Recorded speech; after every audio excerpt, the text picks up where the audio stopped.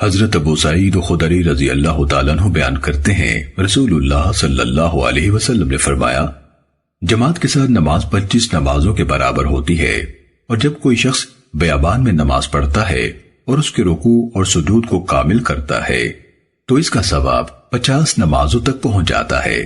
امام ابو داود رحمہ اللہ نے کہا کہ عبد الواحد بن زیاد نے اس حدیث میں کہا، بیابان میں نماز یعنی شہر اور آبادی کے اندر جماعت کی نماز سے دوگنا ہوتی ہے، اور عبد الواحد نے مکمل حدیث بیان کی۔ سننے ابو داود حدیث نمبر 560۔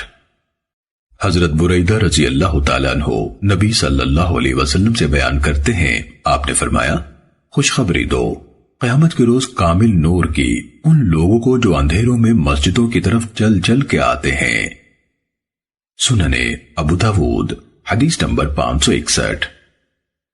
جناب ابو سمامہ حناد بیان کرتے ہیں کہ انہیں حضرت کعب بن عجرہ رضی اللہ تعالیٰ عنہ ملے جبکہ وہ مسجد کو جا رہے تھے۔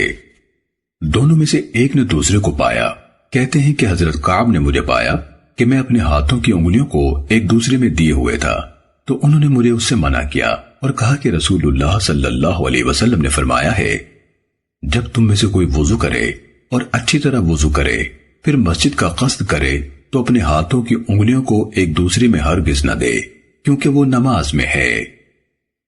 سننے ابو داود حدیث نمبر 562۔